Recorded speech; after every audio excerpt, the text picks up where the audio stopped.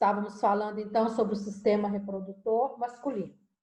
Tanto o sistema masculino quanto o feminino têm anatomia externa e anatomia interna. O masculino, externamente, temos, então, o saco escrotal, onde dentro dele tem o testículo. Internamente, e o pênis, que é externo, né? Internamente, a gente tem canal deferente, que é um tubinho que sobe, passa pela vesícula seminal, passa pela próstata, passa aqui, encontra com a uretra, que é o canal que passa dentro do pênis para ser eliminado para o meio externo, a urina ou o esperma, né? Então, tá, vamos ver onde nós paramos, então. Falamos dos hormônios, né? Dentro do testículo é produzido, então, os espermatozoides. Esse testículo tem que descer para o saco escrotal, ele não pode ficar retido aqui, por causa da temperatura. Falamos da influência da temperatura aqui no testículo, né? Falamos da produção do espermatozoide. Produz, né, cerca de 4, 5 milhões de espermatozoides. Essa produção ela é imensa, é uma carga pesada. Uma das razões também que o homem gasta muita energia, que precisa de energia para essa mega, né, produção. Esse espermatozoide é dotado de uma cabeça, onde eu tenho que a célula, o núcleo e o DNA, e uma cauda locomotora, porque ser um espermatozoide, segundo ano, não é fácil. Olha só, eles têm que sair. Vamos lá. Esse espermatozoide tem que sair aqui do testículo, ficar armazenado nesse novelozinho aqui.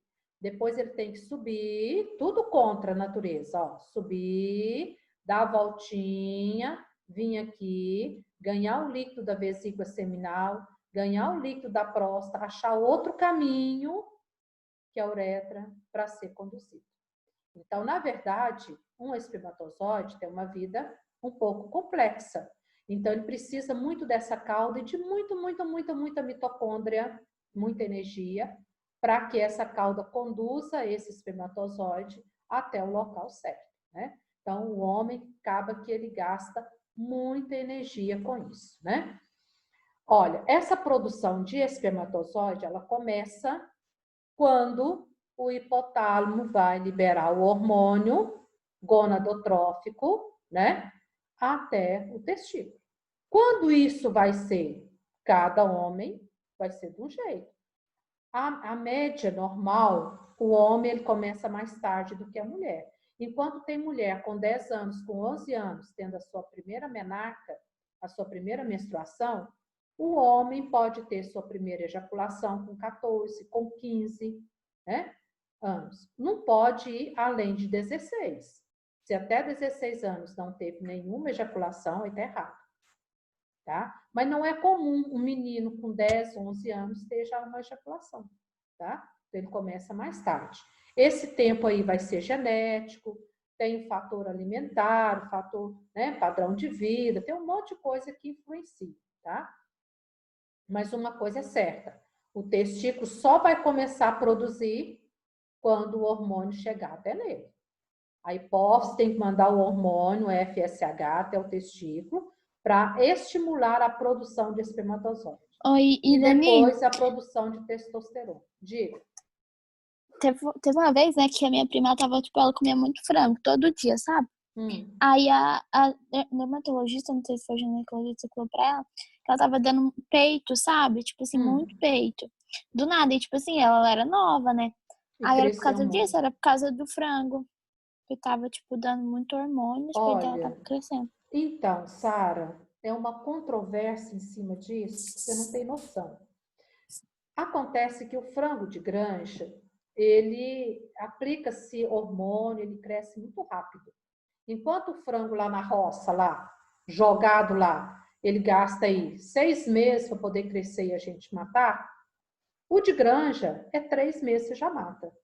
Então, eles colocam, mas assim, eu já vi falar aos dois lados, que a carne do frango, esse hormônio, acaba estimulando e atrapalhando os nossos normais, E já vi falar que não tem nada a ver, porque aplica o hormônio nele, aí ele absorve aquele hormônio e o que não é aproveitado já desmancha, já desfaz rapidinho. Então, assim, eu fico também no meio do caminho, sabe? Às vezes eu concordo, não é uma coisa que... Porque, assim, realmente, assim, ela aumentou muito o peito. É, né? Mas ela também tinha, ela tinha aqueles ovários lá, sei lá o quê. Policístico. Pois é. E pode ser que às vezes a genética dela era para ter, aumentar muito mesmo, não, né? Isso influenciou. Porque, tipo assim, ela era mais nova que eu, ela tinha mais peito que eu. Meu Deus, coitada. Então desenvolveu mesmo, né? Aí é Ela desenvolveu complicado. bem rápido. Então, eu também conheci uma menina que com 10 anos ela já ficou menstruada. Não, 10 não, 9 anos. Família quase morreu. Menina tadinha, né? 9 anos, pensa. Eu, Irani. Oi? Eu também menstruei com Mesmo, 9 anos. Samira, com 9 anos. Meu Sim. Jesus. Então, aí, essa família, ela comia também muita carne de frango. E, na época, o médico foi até lá em Uberaba, disse que poderia ter sido os hormônios do frango que estimulou. Mas, assim, hoje tem muita controvérsia nisso aí. Eu já vi falar que não tem nada a ver, que aplica, o frango absorve aquilo ali, desenvolve e acabou a ação do hormônio, tá? Então, a gente não sabe, né? O que é o certo, o que é o errado. É difícil. Então, esses dois hormônios aqui para o homem é super mega importante. Estimular a produção de espermatozoide e o hormônio testosterona. Oi. A Camila tá perguntando, não sei se é a Camila, alguém perguntou no chat se quando a mulher tem cisto no ovário pode atrapalhar a engravidar. Pode. E não pode, depende. Então, depois nós vamos falar sobre esse ovário policístico, sobre cisto no ovário.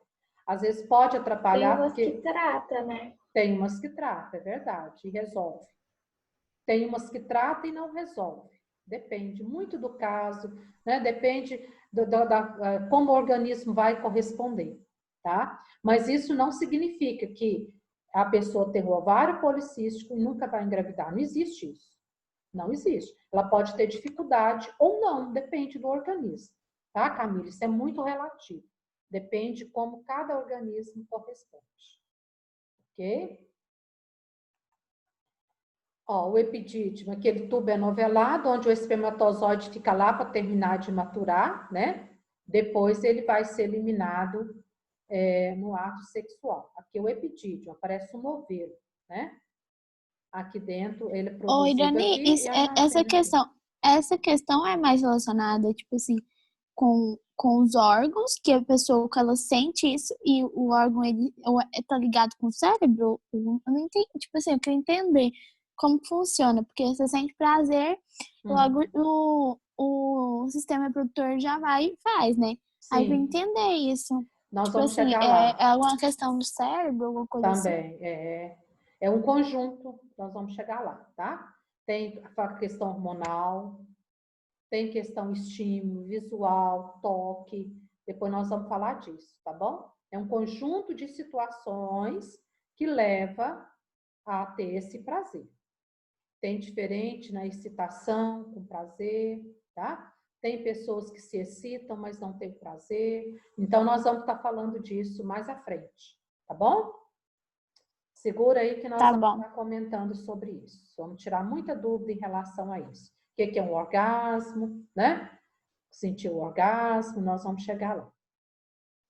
Então, os canais deferentes são dois tubos que vai sair daqui e vai subir. Um para cá, outro para cá, tá? Os dois tubos. A função dele é conduzir o espermatozoide para passar pela vesícula seminal, ganhar o líquido seminal para nutrir, que ele sai seco daqui praticamente, né? Ele precisa de proteína, de vitaminas, tá? E depois pela próstata, onde ele vai ganhar mobilidade, ação, para poder atingir, né, o lugar dele. O ducto ejaculador, que desemboca na uretra, né, onde ele vai usar aqui para eliminar o esperma. Então, pessoal, olha, o espermatozoide é produzido aqui. À medida que vai produzindo, como produz diariamente, ele vai ficando aqui no armazém, no estoque. Chega um ponto que se o homem não eliminar através de uma relação, né, ou através mesmo da própria masturbação, sozinho aqui vai ter uma contração brusca, o estoque está cheio, ele vai eliminar e o espermatozoide vai subir, vai vir, vai passar, vai passar, vai passar, vai passar, saiu. Automaticamente, tá? Quando aqui o estoque está cheio, o organismo dá jeito, o organismo é sábio, ele tem solução para tudo. Então, não precisa se masturbar para poder eliminar. Sozinho, né? Oi, Já Irani. falei que pelo processo chamado poluição noturna, normalmente à noite, que o organismo está em repouso, aí o testículo elimina. Oi. Tem um cara lá da firma, né, que ele foi falar pra mim que ele tinha que fazer uma cirurgia, né? Eu tava ouvindo o que ele tava falando. Aí ele falou assim que ele, tipo assim, que ele tem um problema lá, que ele, tipo, ele vai ter que fazer uma cirurgia e é tipo assim, 80% dos homens têm isso. E, tipo assim, era o que cresceu, tipo, cresceu e não voltava mais. Era como se fosse, tipo assim, um negócio que cresceu lá e não, tipo, não parava mais. Quase que explodiu, parece, um negócio assim. Sabe, tipo, deu um negócio lá nele que ele quase explodiu o negócio dele. Interessante. Isso aí é uma coisa meio complicada, porque normalmente, ó, aqui, né, tem essa dobra de pele que cresce muito. E ela acaba fechando a extremidade, a glândula, a Ele cabeça falou do assim que ele pênis. demorou pra olhar, sabe? Aí deu uma irritação muito forte lá e ele teve que ir no médico. Ficou até preocupado, né? Às vezes, ó, essa dobra de pele é tanto, impede do homem fazer essa higiene aqui, ó. Limpar, né? Ver aqui. Porque ele tem que puxar isso aqui para trás para ele ver. E aqui pode juntar fungos, bactérias, e pode provocar uma infecção. E sério. Pode ser isso aqui, né? A gente não sabe o que que é, mas pode ser isso aqui, tá? E tem que fazer, nesse caso, quando tem muito mesmo, tem que fazer cirurgia ele falou assim que é uma coisa que, tipo assim, muito homem não a maioria não pode olha, ter. sabe? Não importa com isso, né? É. Homem já é descuidado natural, não é? Não tem, assim, não tem, às vezes, a maioria, gente, não estou falando que é todos, não. A maioria é bem descuidado nessa questão de higiene. Mulher é mais criteriosa, né? Então, às vezes, isso aqui pode passar despercebido mesmo, tá? Bom, a uretra, no homem, ela tem função dupla, urina e esperma, mas nunca os dois ao mesmo tempo. Nunca. Se vai passar urina, só urina. Vai passar esperma, só esperma. E a natureza aqui é tão perfeita que o homem tem, mais ou menos aqui, ó, duas glândulazinhas chamada bulbo uretral. E essa glândula, ela produz um líquido viscoso, parecendo uma clara de ovo, uma baba. Antes do esperma passar aqui na uretra, o homem elimina esse líquido passa limpando todo o canal da uretra. Porque se tiver restinho de urina por aqui, a urina é ácida. A acidez mata o espermatozoide. Então, ele elimina esse líquido dessa glândula bulbo-uretral, esse líquido vem passando, vem limpando todo o canal da uretra, aí sim, aí ele pode ejacular. Aí pode passar esperma agora que o canal está limpinho, tá? Então, acontece isso também. Antes de ejacular, normalmente sai essa aguinha, né? Viscosa, clarinha, branquinha. A vesícula seminal é uma vesícula super mega importante, porque nela vai produzir um líquido à base de frutose que vai o quê? Alimentar, nutrir o espermatozoide. Igual eu falei para vocês, quando o espermatozoide passa por ela, ele passa seco, com sede, com fome, precisando de nutriente. Então, o líquido da vesícula seminal é nutriente, tá? E ele compõe cerca de 60% do sêmen. O sêmen, o líquido seminal, ele é composto de espermatozoide, ele é composto do líquido da vesícula seminal e do líquido da próstata.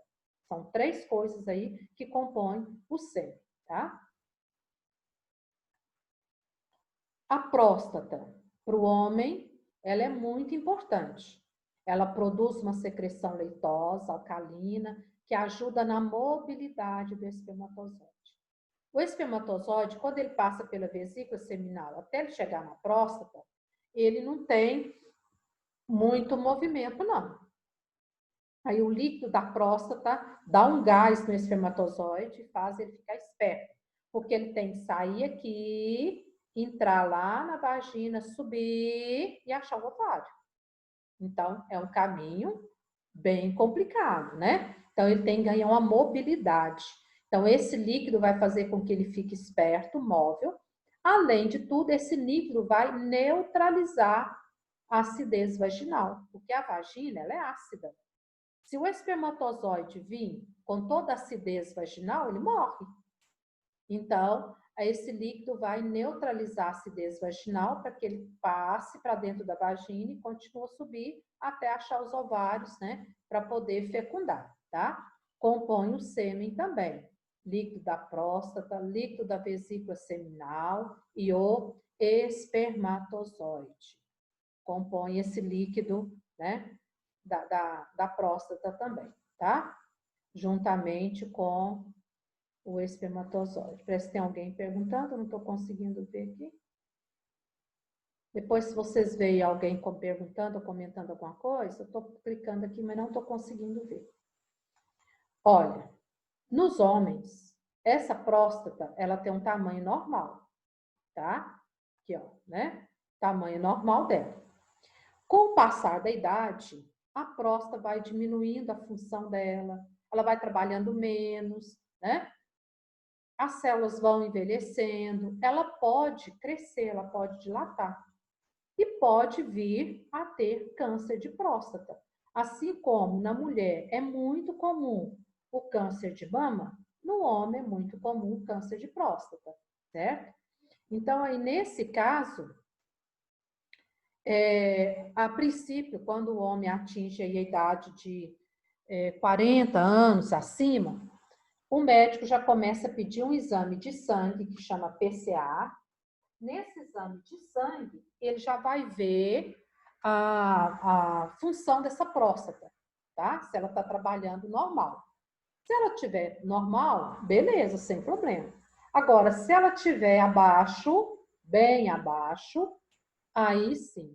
Aí o homem vai ter que submeter esse exame, que é o exame de toque. O médico põe uma luva, né?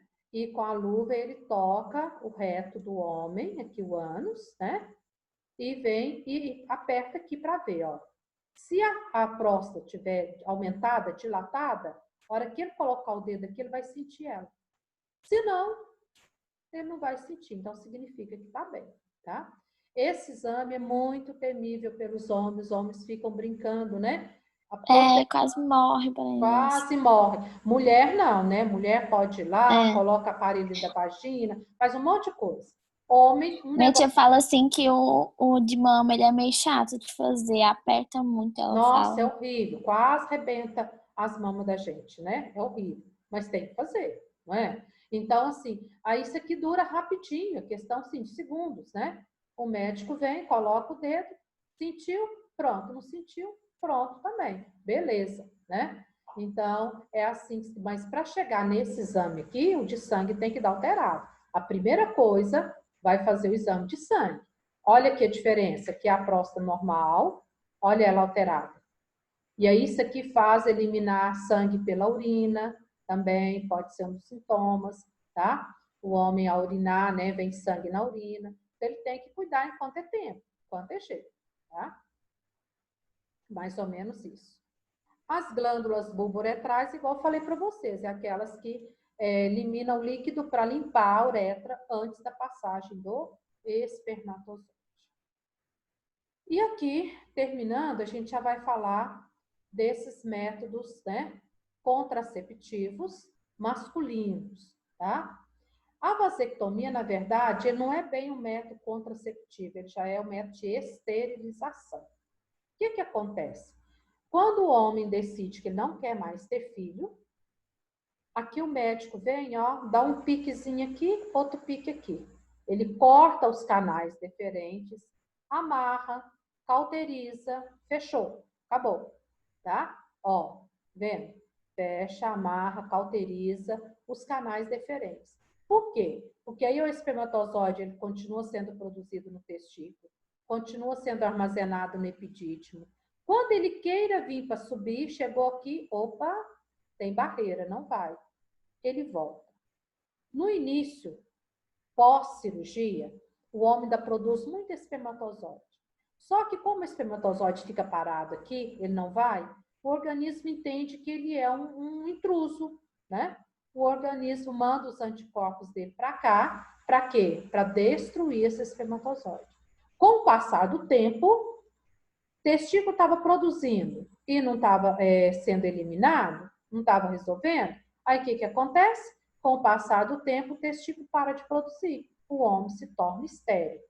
Por isso que é comum, quando o homem faz a vasectomia, acho que até 3 meses, mais ou menos, né? Pode acontecer disso aqui arrebentar, de soltar, e o espermatozoide ainda passar, ainda engravidar, tá? Então, por isso que tem que ter muito cuidado, né? 1 mês é certeza de cuidado total, para não forçar aqui, para não arrebentar. Tem como reverter também, né, Irani? Me parece que até 2 anos eu acho que consegue reverter, tá? É reversível, sim. Só que demora mais reverter do que fazer. A vasectomia se faz em 20 minutos. O homem entra andando e sai andando ali. É rapidinho. Deu anestesia, deu um pique, puxou, cortou, rapidinho. Agora, para reverter já demora. Alguém ia falar alguma coisa? Pode falar. Mas aí, se o homem fizer a vasectomia, ele ainda ejacula? Sim. A única coisa que não vai sair vai ser o espermatozoide. Por quê? Ele vai eliminar, então, o líquido da próstata e da vesícula seminal. Então, aqui em cima, vai sair pela uretra. A única coisa que não vai sair nele é o quê? É o espermatozoide. Então, o homem que tem vasectomia, ele tem uma ereção normal e ele ejacula. Só que o líquido, o sêmen dele, falta espermatozoide, mas tem a vesícula seminal e tem um líquido da próstata normalmente, sem problema, tá? Tá vendo? Vem, puxa aqui, dá o piquezinho, né? Próximo ao testículo aqui, puxa, corta, amarra, cauteriza, pronto, acabou, tá? Sem maiores problemas aqui. Muitos homens têm medo de fazer a cirurgia, medo de errar a anestesia e ele ficar impotente, né? Mas não tem nada a ver. Vamos só tirar alguma dúvida aqui. Olha, estéril é aquele que tem algum problema em relação ao espermatozoide, que pode ser principalmente 2. Baixa produção de espermatozoide. Se for menos de 4 milhões, ele não consegue fecundar. Baixa produção ou aspermia, ou seja, não produz espermatozoide. São poucos, mas tem alguns homens que nascem com, vamos dizer aí, um problema genético, né? Que não produz espermatozoide. Então, ele tem o que nós chamamos de aspermia. E alguns homens têm baixa produção de espermatozoide. Então, são considerados estéreis, tá? Estéreo. É estéreo também aquele homem quando tem uma cachumba. Hoje, quase a gente não vai falar isso mais. A cachumba, eles falam que desce e o vírus vem, infesta aqui o testículo, saco escrotal, testículo, né? E esse vírus vai, como que eu falo? Encaixar aqui e vai bloquear, vai impedir, né? Atrapalhar a produção de espermatozoide, tá? 3 situações. Homem que tem a cachumba e desceu, aí vai interferir na produção de espermatozoide. Baixa produção ou aspermia. Tem reversão nessas 3 situações? Eu nunca vi falar. Aspermia não tem jeito. Ele não vai produzir. Irani, mas hoje em dia é muito, tipo, mesmo a pessoa sendo estéril, ela pode ter filho. Tem muitos métodos, né? Aí, se ela tiver na aspermia, não.